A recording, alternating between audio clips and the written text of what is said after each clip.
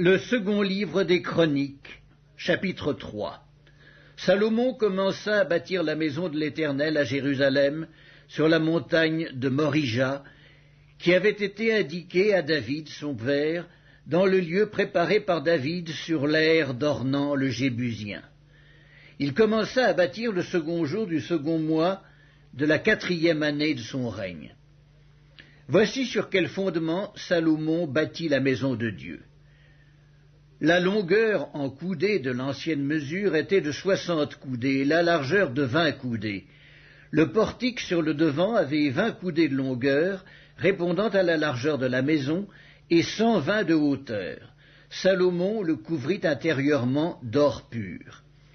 Il revêtit de bois de cyprès la grande maison, la couvrit d'or pur, et y fit sculpter des palmes et des chênettes, et il couvrit la maison de pierres précieuses comme ornement.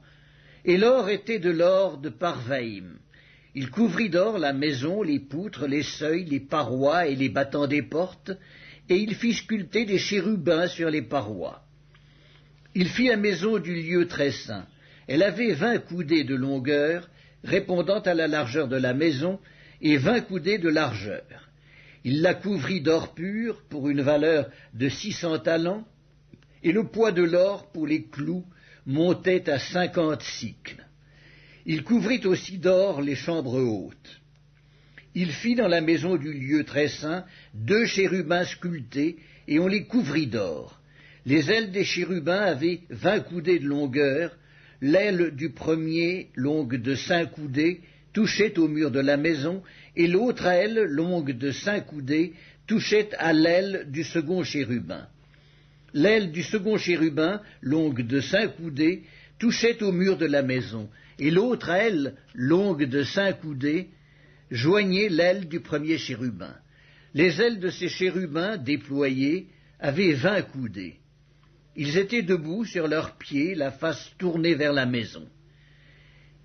Il fit le voile bleu, pourpre et cramoisi, et de byssus, et y représenta des chérubins.